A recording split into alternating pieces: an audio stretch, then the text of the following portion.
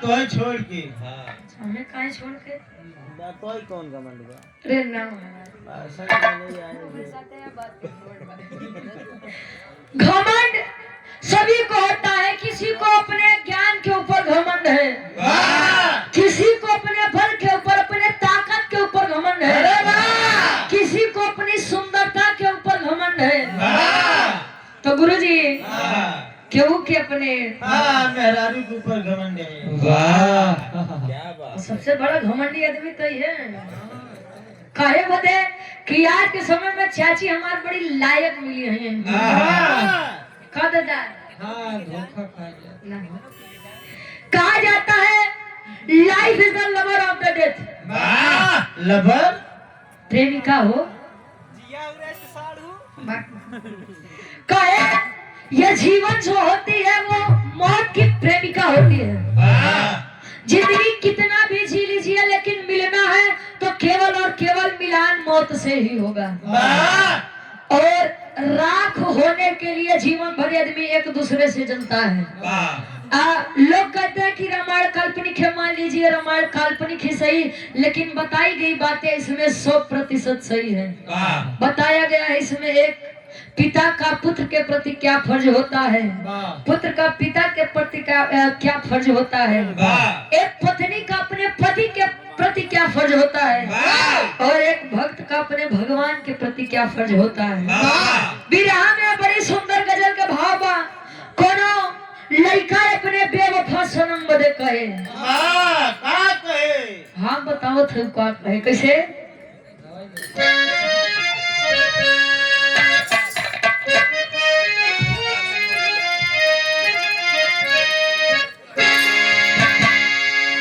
अरे मेरे खून दिल की मेहंदी, मेरे खून दिल की मेहंदी हाथों में न लगाना।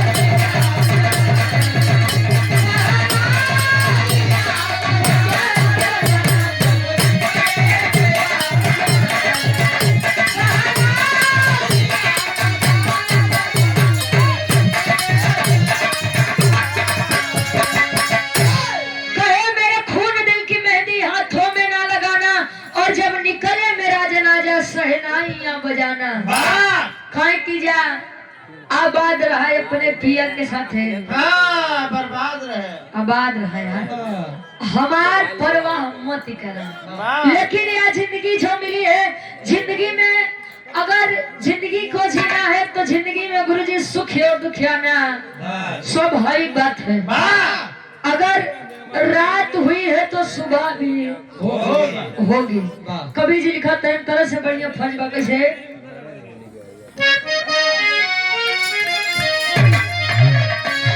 अरे लाखों मुसीबत लाखों मुसीबत उसे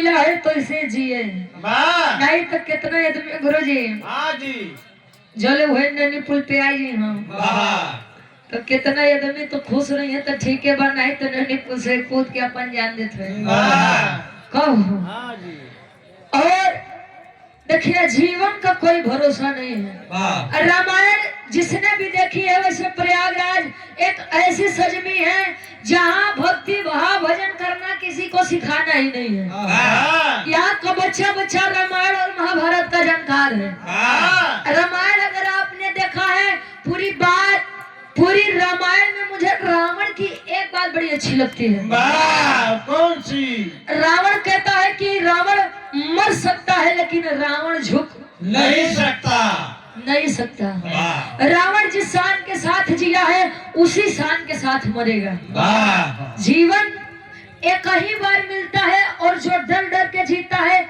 वो जीवन में एक नहीं कितने बार मरता है, वाह लेकिन जो बिना डरे जीता है वो जिंदगी में केवल एक ही बार मरता है, वाह वो भी अपनी मौत पर मरता है। वाह पहले के पुरानिया कहा कि रघुकुल रीति सदा चली जाई, ना मेहरारू पे जुलूम ढाई मेहरारू के ऊपर बड़ा विपदा भक्का गुरुजी। हाँ जी मेहरारू के दर्द केवल नहीं समझबे करत हम बेचारा, उसे के ऊपर भार आ हो। वाह सीता जी के देख लिया और सुपर्णखा के देख लिया और न विश्वास है तारा से देख लिया और नौ से नहीं विश्वास होता।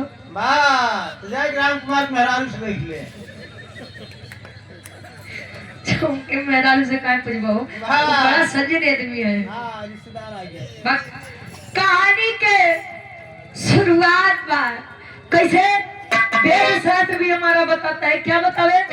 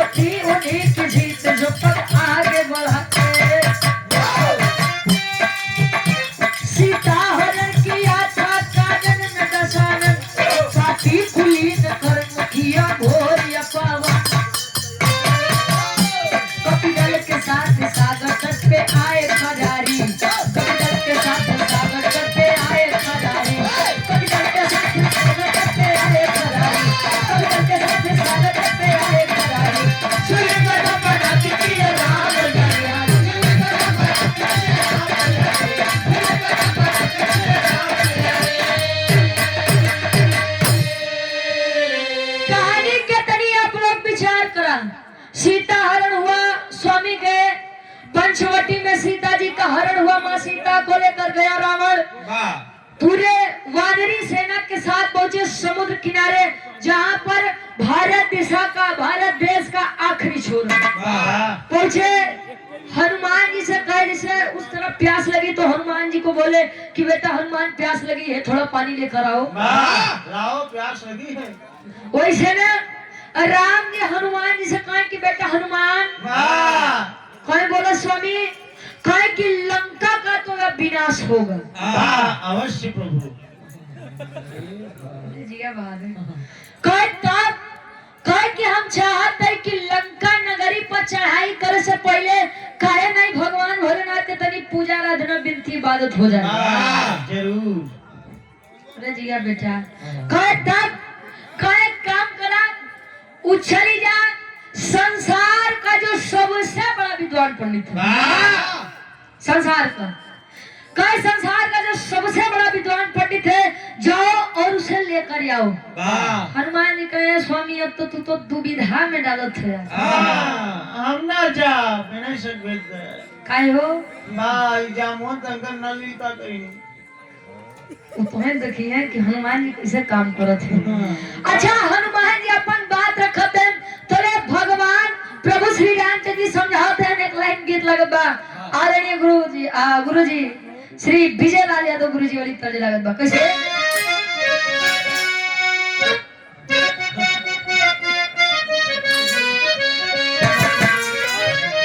दुल्ही का पर संज्ञा जी से अरे बाली और झुमका भुलाई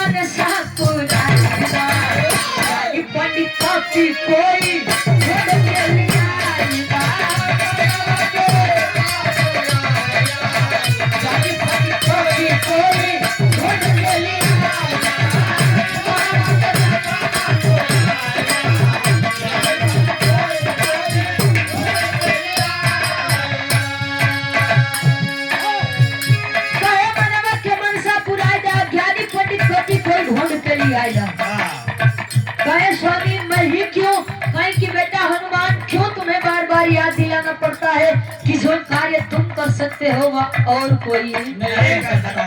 मतलब कहे सुनो बताते क्या बतावे सामर्थ तो हो जाते पक्षी हर शादी खुशी से देखा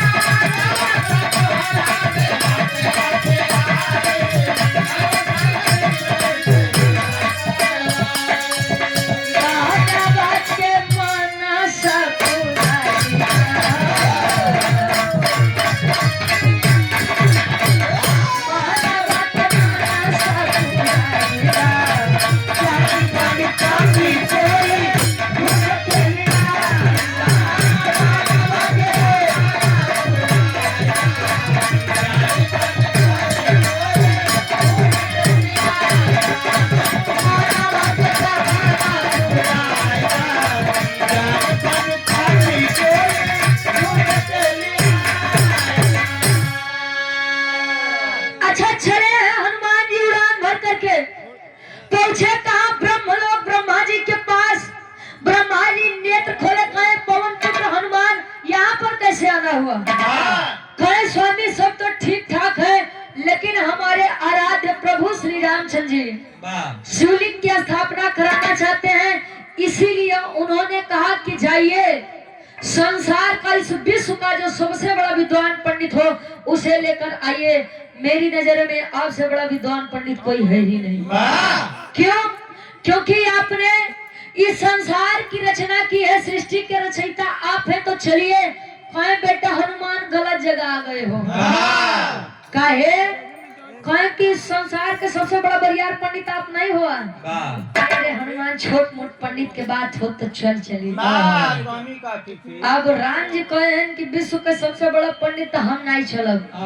कहे तब कहे कि जे करे घरे शनि देवता जी बंदी बन के बैठे तहार बाबू पवन देव झाड़ू लगावे।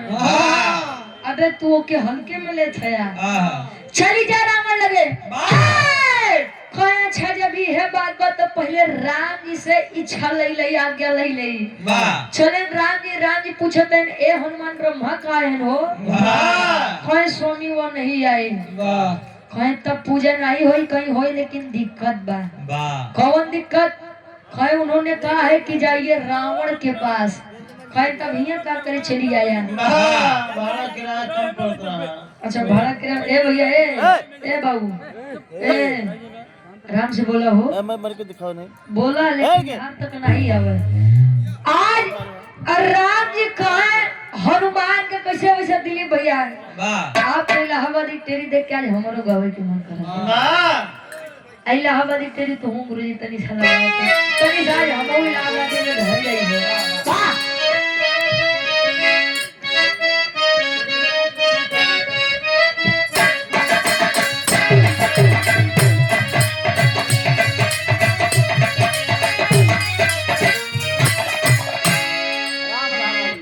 अरे बोले बोले खडारी तब बजरंगी से बोले बोले बोले खडारी तब बजरंगी से बोले बोले बोले लंकापति दशरथ के नाम लंकापति दशरथ के नाम लंकापति दशरथ के नाम खडारी खडारी तब बजरंगी से बोले।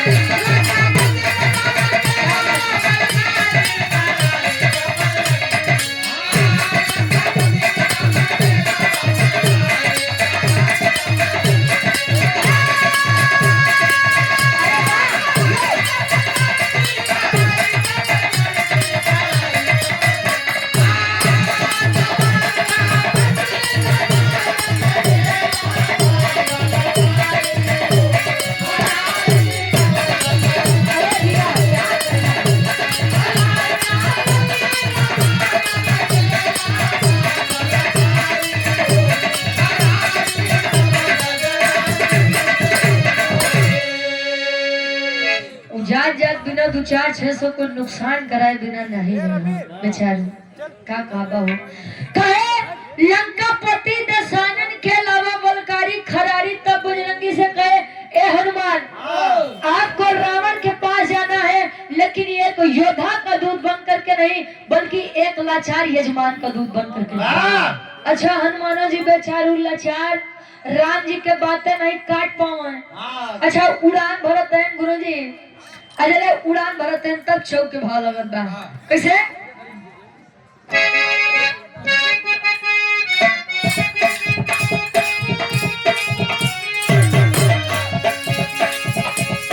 चले राम को शीश झुका,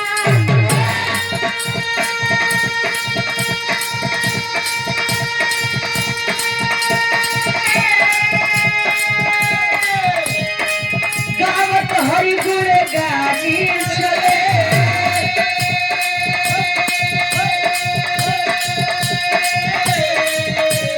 चले भक्त श्री रामचंद्र के,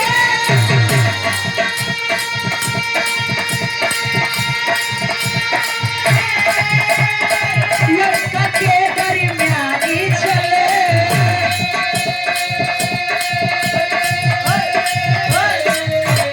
चले काज हरि हित करन को, चले काज हरि हित करन को, पवन पुर हनुमान चले, चले काज हरि हित करन को, हनुमान चले।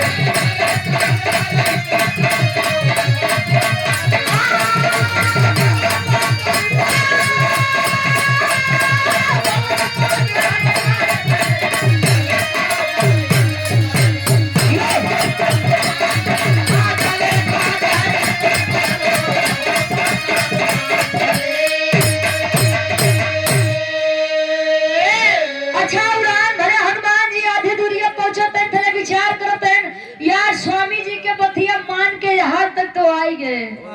अगर रावण या भेष में देखी हैं तो उखड़ गई हैं, अइया है नहीं, लेकिन चार बात ये सुनी हम। और 100 रुपए का सम्मान हमारे बड़े भाई धीरज यादव जी झूसी प्रयागराज की पाउस हजमी से। अच्छा ये बड़े भाई के द्वारा 100 रुपये बहुत बहुत धन्यवाद, आशीर्वाद के छारे की हम अपनी कला में कामयाब रहे। अच्छा यार हनुमान जी जैसे लंका नगरी में प्रवेश करें, अतल गुरु जी विचार करते हैं कि ऐसा हो कि अपन रूपवा बदल ले। अपन रूपवा, रूप को मतलब भेष हो, राम राम राम 3 बार कहें, अतल हनुमान जी वानर रूप से ले लिए ने बुढ़वा के रूप, यानी वृद्ध व्यक्ति का रूप, जैसे हमारे काका बाबा लोग बैठा है। हाँ हाँ वो बैठा है। अच्छा बुढ़वा के रूप लेहन लेहन लाठी हिलत धपक पहुंचे, बहरे जते दरबारी हैं, पूछते हैं भैया दरबारी रावण जी के नगरी इहे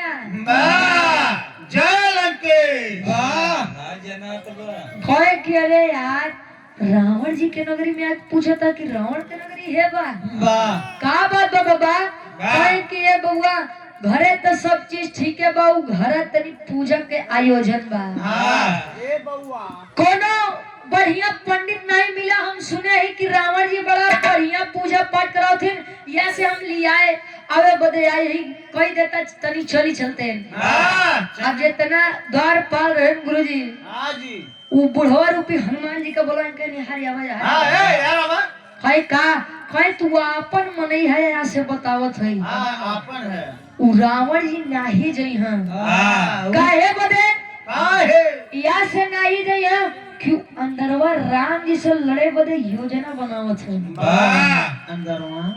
अब हनुमान जी कहें देखा है कि हमरे प्रभु से झगड़ा करे बदे योजना बनावत बसा के हम काहे कही, काहे कि देखा बड़ी दूरी से आए एल महाराज लौटाओ मत, तनी बतिया हमार वहां तक पहुंचावत।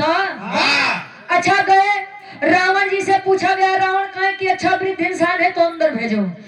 आए हनुमान जी हिलत का पथ, हिलत का पथ, हिलत का पथ, हिलत का पथ, हिलत का पथ, हिलत का पथ, हिलत का पथ, हिलत का पथ। अरे झूसी रावण जी का देख के हनुमान जी कहे रे यार कहूँ पूछिए छूट तो नहीं गवा, तो तू कहे देखा थे हो अब तोरे पूछिए नहीं बा तोरे मोछ बा तोरे पूछ नहीं तोरे मोछ बा। अच्छा यार मोड़ के देखा था कहने यार पूछियो नहीं बा तो ही रावण जी काहे देख के मुस्कुरात हैं। रावण जी से पूछा था कि आप मेरा मजाक उड़ा रहे हैं, मेरी इस अवस्था का मजाक उड़ा रहे हैं। अरे रावण जी परेशान मत हो, तू कब बुढ़ावा हो ई दिन आए दिन तो है देखत मिले। तले रावण जी कहे कि ये महाराज हम तुम्हारी रूप देख के नहीं हंसत कहे तब कहे सुना बतावत है तनी हमारे एक बात विचार करा। स्वर्गीय गुरु रामदेव गुरु जी वाली तर्ज लगत बा कैसे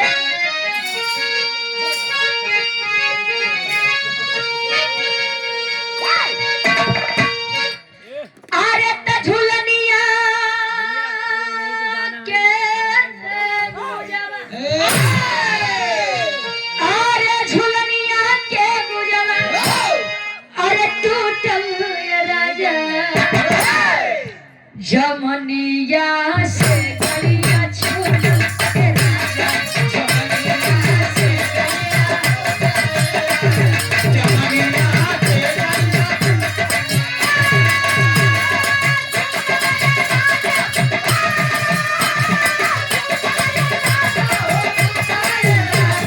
जमनिया से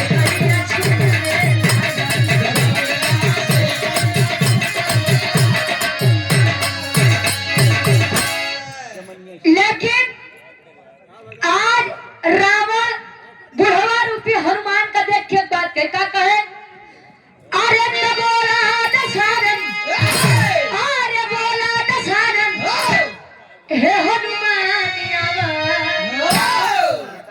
तोहार पुछिया कहाँ बा हमके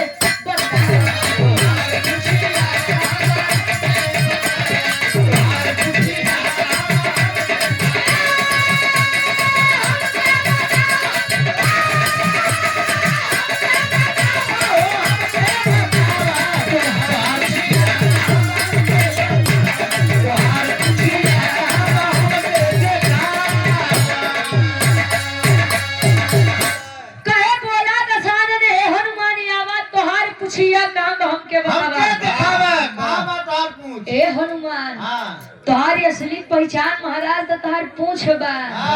तोहार पूछ का भाई तो हमके दिखावे। हाँ तुम्हार पूछिया कहाँ हो। कहाँ अब हनुमान जी लगे तरह से ऊपर देखा कहे महाराज तुम्हें पहचान गया कहे तुम्हें कैसे भुला जाओ। कुछ दिन पहले आया अशोक वाटिका के तहस नहस करया हमार लंका नगरी जाने के कोशिश करया हमरे लड़का अक्षय कुमार के मार दिया तो ये कैसे भुलाई जा कहे मतलब ये तना देर का योजना कुल खराब कहे कि वैसे तू बड़ा चालाक वानर है। ऐसे ललगड़ीवा वानर नहीं है तू। कहे तू ऐसे ने बुढ़वा रूप बने क्या बा हमारा बहुत बड़ा खेला बा दाल में जरूर कुछ न कुछ काला बा। पूरी दाल काली है। हनुमान जी कहा जब पहचानी गया कि हनुमान तोरे नगरी आए हैं तो सुना हम काहे बदे तोरे लगे आए हैं का बतावे।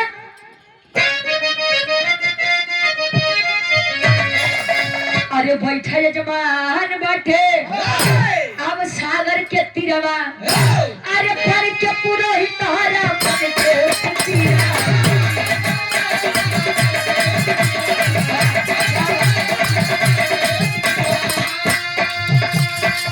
अरे आप शिवलिंग के अरे आप शिवलिंग के पूजा करवा तोहरा कुछ ना कहबा।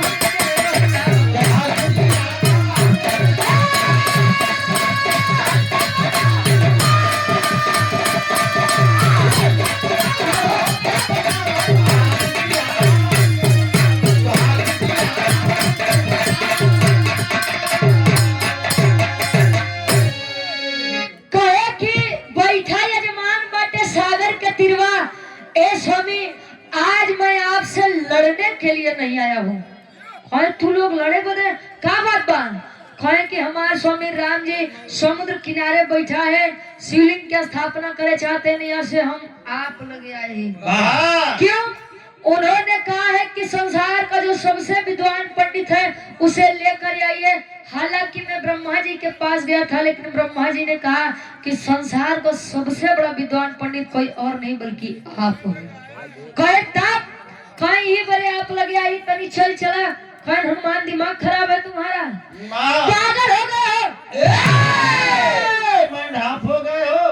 मैं हाफ के मतलब हाँ, पूरी चूड़ी ढील हो गई। पागलों के हाफ मैंने कहा थी। हाँ इसे कहाँ पढ़े रहा हो? हाँ, हड़िया।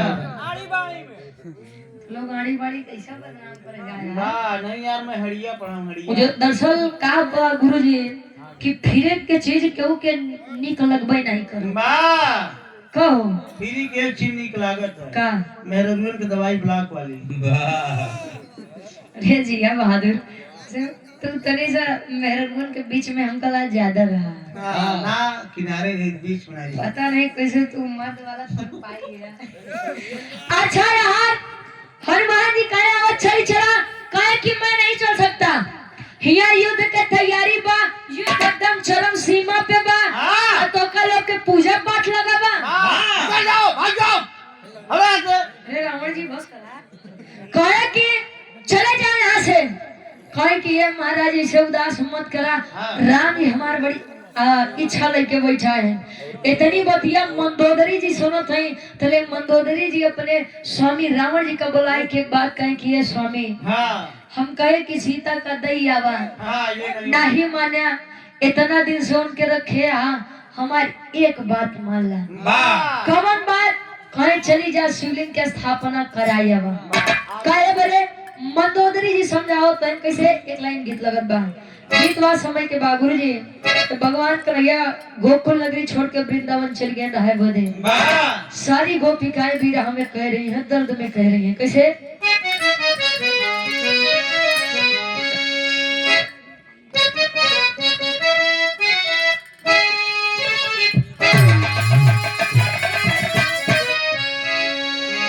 अरे प्रभु या बसो वृंदावनी में,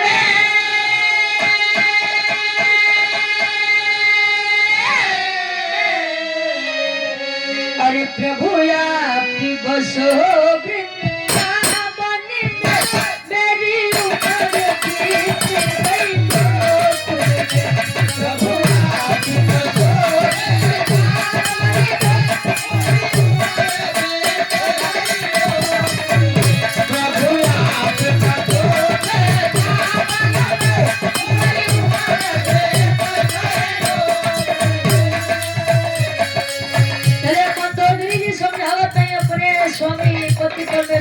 रावण जी के। बोली मंदोदरी याचकी को,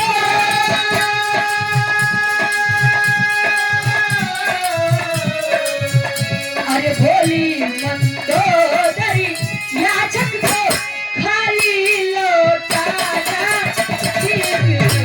बोली याचकी को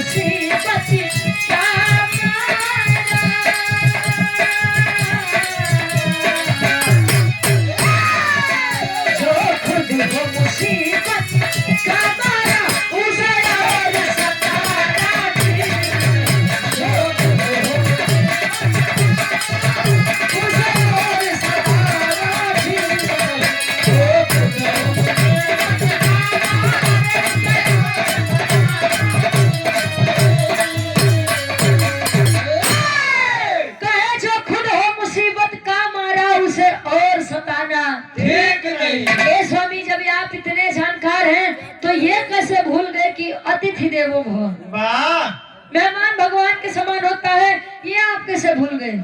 ये वेद शास्त्र भी बताता है, और जिनकी स्थापना के लिए राम जी बुला रहे हैं, ये मत भूलिए वो आपके भी आराध्य हैं। वाह चले जाइए।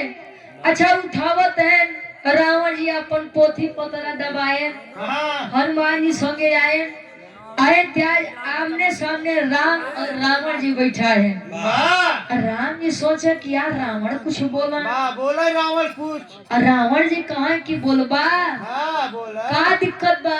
वाह राम जी कहे तो नहीं पता बा, हाँ तू नहीं जानते कहे कि ए स्वामी तू ही कुछ बोला, कहे कि अच्छा ये बताइए आप कौन है। हाँ राम जी ऊपर से नीचे देखा, कहे तू नहीं जानता हम के, हाँ कहे जितना पूछी उतने बताया, उसी आगे मत बढ़िया। वाह होशियार दिन में कहे ये बताओ तुम कौन हो, वाह कहाँ से आए हो, हाँ कौन है आपके पिता। वाह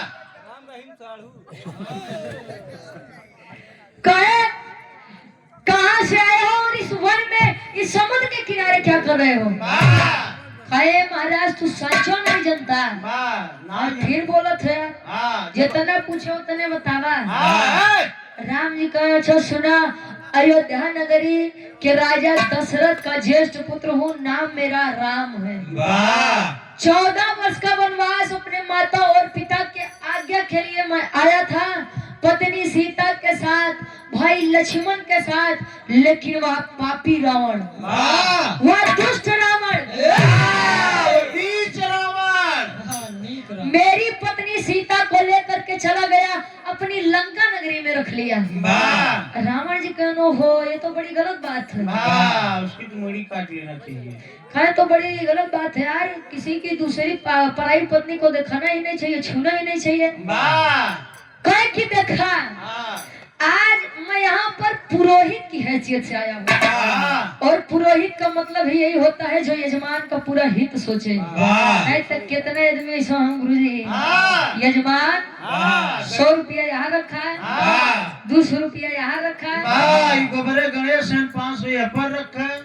आदमी बड़ा खुशी खुशी लुटा बोल बा, ठीक बा एक दिन नहु ले जा का दिक्कत हाँ बा। लुटाई गाई है। हाँ ए भैया अच्छा यहाँ रावण जी कहें कि मैं पुरोहित बना हूँ, अगर आपके मन में कुछ इच्छा हो तो मांग लीजिए। वाह राम जी कहें ए स्वामी जो मांगब तुम देबा। हाँ अरे रावण बोला है कि अरे ए बच्चा क्या मर्द हूँ मैं, वाह इधर देखो और मर्द की जुबान कभी खाली नहीं जाती है। वाह क्या चाहिए मांगो। राम जी कहें कि अच्छा बड़ा देव बदे उतावला है यार। हाँ तो हमके मिले। हाँ बेटा मांगो। हाँ तब मिले। मांगत है राम जी रावण से कैसे, विराह के आखिरी तरह लगभग कोनो पान बेचे वाली कहे। वाह हमारे काका बाबा लोग पान खाए में बड़ा शौकीन है। तो दिखाई डब्लू गुरु जी हमारे देखा मोट लाल करे हैं खाई के। अरे वाह क्या कहना, हमारी चाची कबो कबो इनके कहा थी कि खाई के मोरहिया के पान ए राजा हमारो। ए भैया कोनो पान बेचे वाली कहे कैसे कहे विराह के आखिरी तरह लगत बा।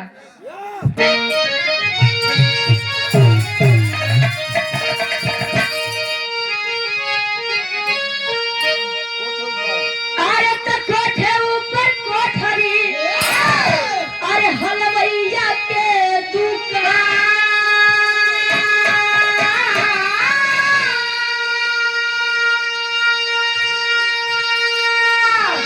अरे हाथ से लड्डू छूट गया, अरे पनवरिया मारे से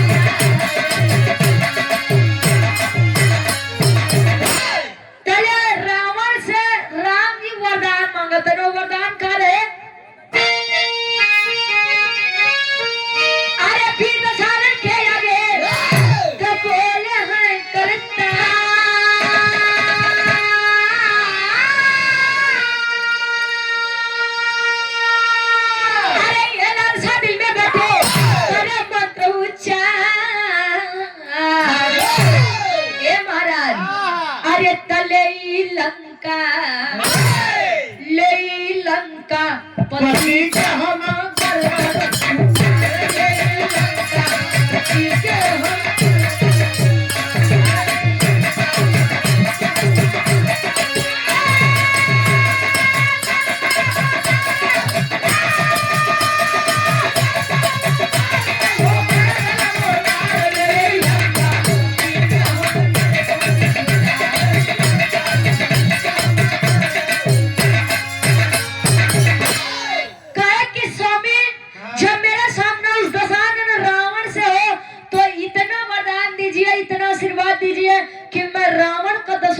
काट करके आऊं। रावण जी ऊपर से नीचे तक यार बड़ा चला के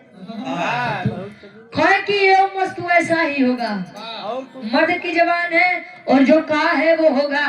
मैं आपको वर देता हूँ कि आप रावण का 10 शीश काट करके आएंगे। और कुछ मन में बा कहे कि ये स्वामी एक इच्छा जरूर बा। कौन इच्छा बा बताओ थे कैसे।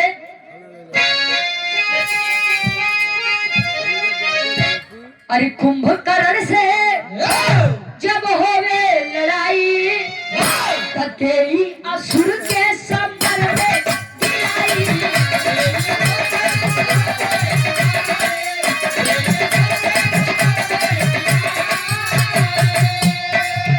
अरे रणवा में लक्ष्मण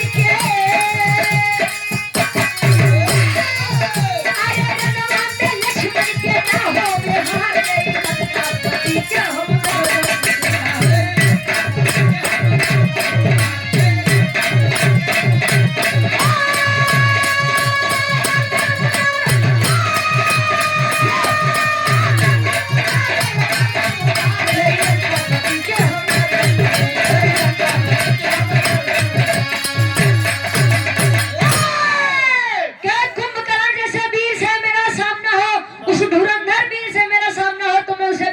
कर दूं।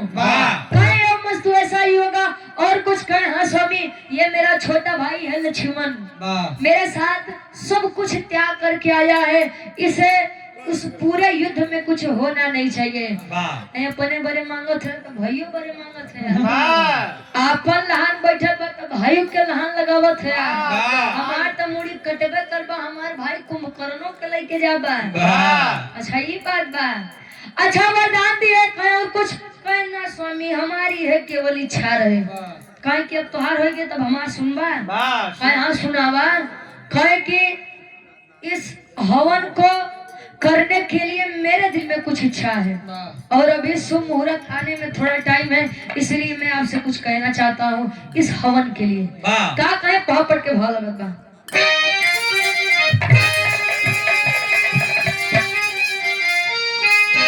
अरे रघुराई से बोले मधुरी बानी रावण ज्ञानी हो। अरे रघुराई से बोले मधुरी बानी रावण ज्ञानी हो।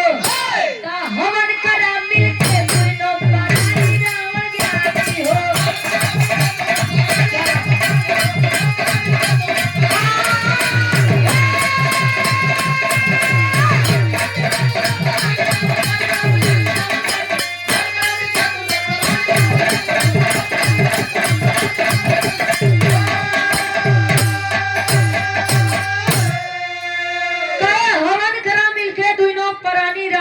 हो। मैं चाहता हूँ कि यह हवन तू दोनों प्राणी मिल के कर कि महाराज ये तने अनजान मते बना। सबसे बड़ी बात तो यह बा कि हमार सीता हमरे लगे है ये नहीं है वो नहीं बोले तो हमें कना तान झाम करत है। तू कहता दोनों जने मिल के कर कैसे होई। कि तू लोग बैठा और मैं वचन देता हूँ कि मैं लौट के आऊंगा। लोग अपन काम करा तले हनुमान के कैदा जाए शिवलिंग से कैलाश पर्वत से शिवलिंग लेके आवे। उठे हैं रावण और गए कहा अंतर अशोक वाटिका गए दशरथ। सीता को ले आया हो कैलाश शहर से शिवलिंग लाओ हनुमान को भेजवाया हो। अरे आगे पाकर चले हैं के खानी रावण ज्ञानी हो। राम के बगल बैठी सिया सयानी रावण ज्ञानी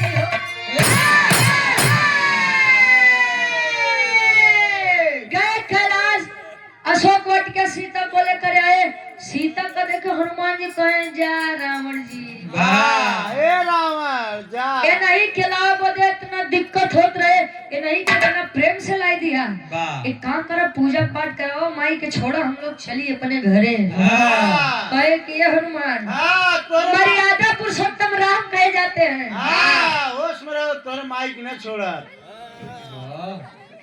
कहे कि थोड़ा विचार करिएगा हमारी बात पर कहे क्या कोई मर्यादा पुरुषोत्तम कहे जाते हैं राम तो और इन्होंने वरदान मांगा है कि ये मेरे 200 शीश काट करके आएंगे मेरे भाई कुंभकर्ण को मार के आएंगे तब अभी है होई यही हो तोरे माई कैसे छोड़ी है अच्छा ये बतिया कहे तू ढेर दिमाग मत लगावा तू चल जा कैलाश पर्वत से शिवलिंग लेके आवा ताकि देर न हो आज राम और सीता जी बगली बैठा थे हवन करे बदे राम जी देखे सीता जी का सीता जी देखे राम जी का कहे स्वामी बड़ा दिन बाद भेंट भइल तनी तू हमके ताकत तनी हम तो के ताकत अच्छा यार होत बा अब है अब का करबा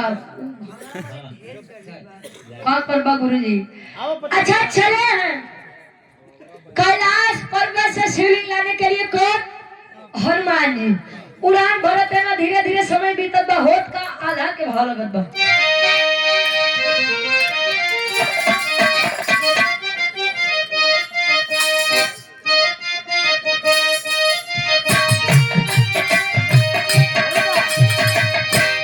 अरे राम जैसे स्वामी गतिया में कोई नहीं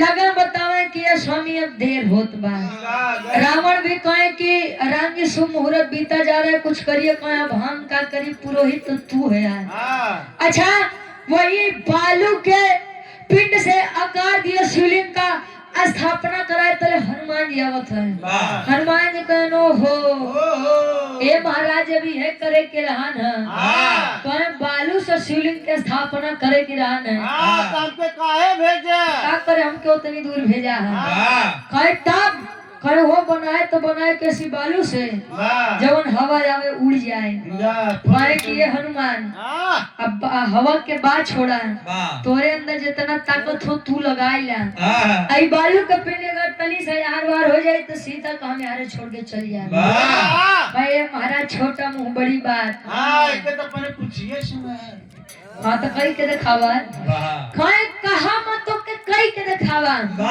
अच्छा हनुमान जी लगा जोर पर जोर यजमावा नहीं भो कहे की लागत बा बेइज्जती हो जाई का हो तले हाथे से लगावे जोर रक्त की धारा बहने लगी माई सीता जी निकाल के सिंदूर लगावत हैं अब खून बहना बंद हुआ तब से लोग बताते हैं कि हनुमान जी को श्रद्धालु लोग सिंदूर चढ़ाते हैं एक मान्यता यह भी है कि माई सीता जी सिंदूर लगावे तो हनुमान जी पूछे माई ये लाल कलर का बा का लगावत तू ये माई कहे बेटा इसको लगाने से प्रभु श्री रामचंद्र जी की आयु लंबी होगी। कहे कुल शरीर में लगाए के चली आए पूरे शरीर में। हाँ हो कहे कि हमसे बड़बड़ियार भक्त कहाँ पे है राम जी।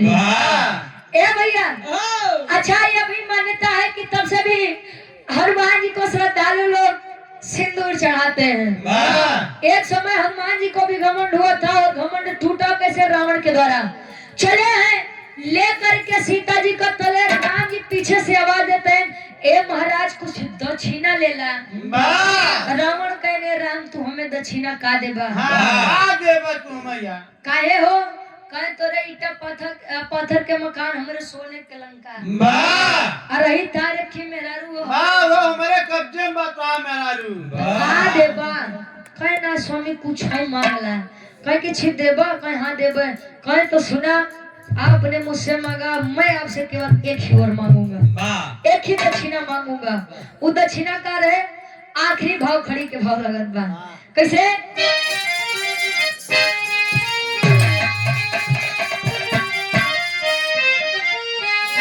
अरे तहिले ना ही पिंडा वीर दशानन बिहसे अरे तकरी रघुबर लालैया समय में हमसे।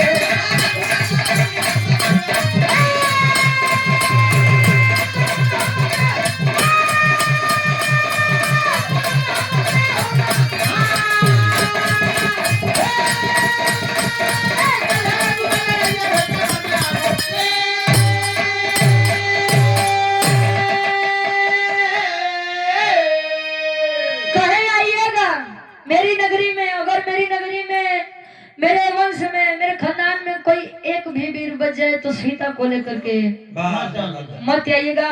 और वीर चाहे छोटा हो चाहे बड़ा हो वह बात मायने नहीं रखेगी। दक्षिणा में मुझे यही चाहिए कि मैं मरूं या जीऊं लेकिन सीता को लेकर के मत आना।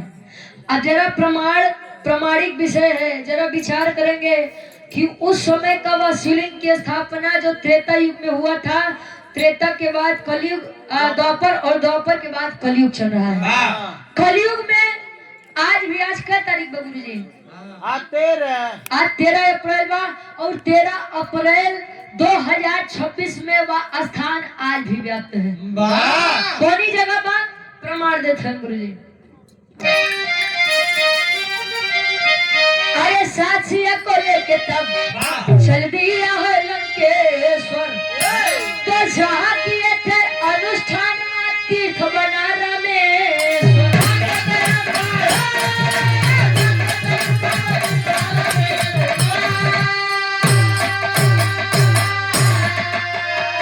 अरे तो दुनिया करती दर्शन वाला समर में हमसे अरे तकरिया रघुबर लालैया समय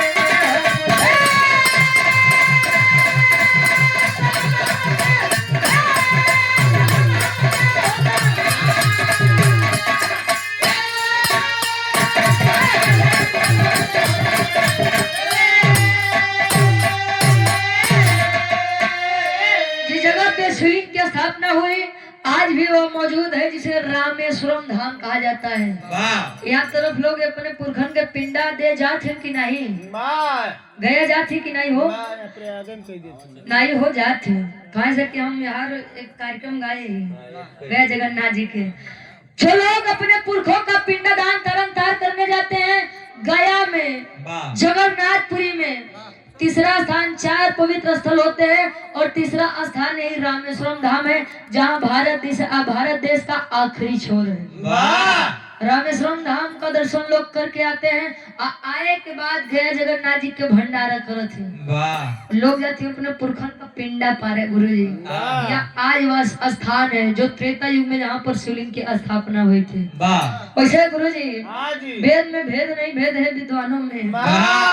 वेद उठाए के देखो तुम बड़े बड़े छेद है। तो ज्यादा दूर मत जाइए, आपके प्रयागराज में एक वट वृक्ष बा जग के लोग बताते कि माई सीता जी एक आशीर्वाद दिए रहे, आज भी दीर्घायु में है। कब गुरु जी? हाँ ढेर दूरी में जाके और अपने प्रयागे में रहा तो ढेर कुछ अजूबा चीज देख ले। आखिरी में खानदान के परिचय बा कैसे? ये वैसे जीते जी तरन तारी आदमी के होते हमारे बेला धाम पागल आवा आखिरी छाबा आखिरी खनारी गुरु बिहारी गुरु रामदास गुरु तारी स्वर्ग से चलिका